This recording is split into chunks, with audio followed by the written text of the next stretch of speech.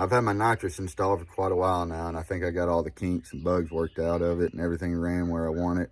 Just got a little bit of wire cleanup to do, but I just got to find some of that wrap to wrap my wires in, and I'll be done.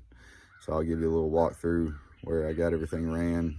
The kit that I got was the 5.7 6.1 80 millimeter hardline kit, and the first problem I ran into was the way this plate is made. This your nitrous solenoid is going to be hitting the intake, so I had to bend this plate out a little bit and give the solenoid a little bit of room between the intake so it wasn't rubbing. And the second issue I ran into was the fuel line that they sent with the kit is a little too short. I don't know how long of a one they sent, but I went down the road to a shop and got a 30-inch, and as you can see, it runs just about perfect.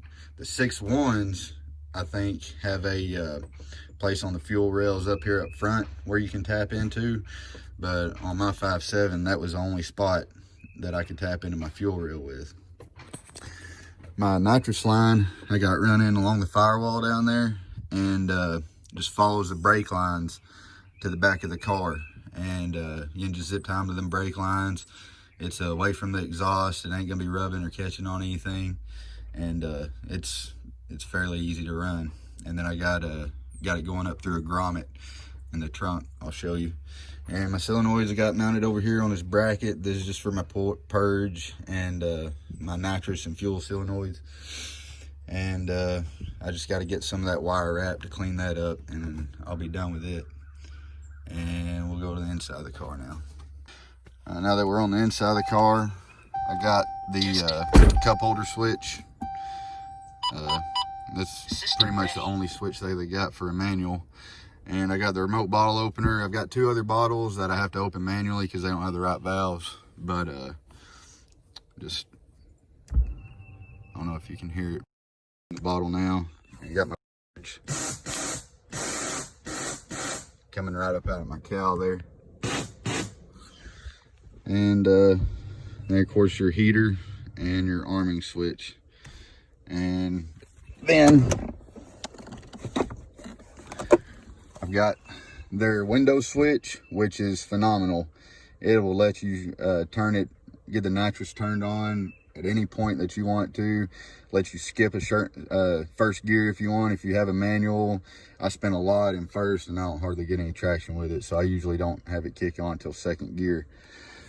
And you can set it to where it only comes open on wide open throttle, comes on at a certain RPM, turns off at a certain RPM, and it's a really good tool to have. And here's where I have the bottle mounted. It's really close to the seat. As you can tell, it's pretty much right up against it. I'm gonna get another bottle holder that gets it up off the deck a little more, so my line's got a little bit more room and everything.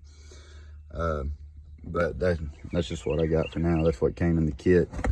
And then this is real messy. I just keep all my tools here. But I got my other solenoids mounted right here, and wires ran pretty much right through there. Once again, I'll get some of that tape and get all that stuff taped up and cleaned up a little bit, because it's just, I can't handle all that. And my nitrous line I got coming through this rubber grommet right here. I don't know if you can see it, but just cut a little hole, pushed it up through there, and it's just perfect. Don't really have to find anywhere to run wires. You don't have to get creative or anything. And all my wires that I ran, I took out this deck and just followed the wiring harness up to my passenger seat, and then just ran my wires right across up underneath the passenger seat to the center console. I took my passenger seat and my center console out just to make it a little bit easier. But I think that about wraps it up.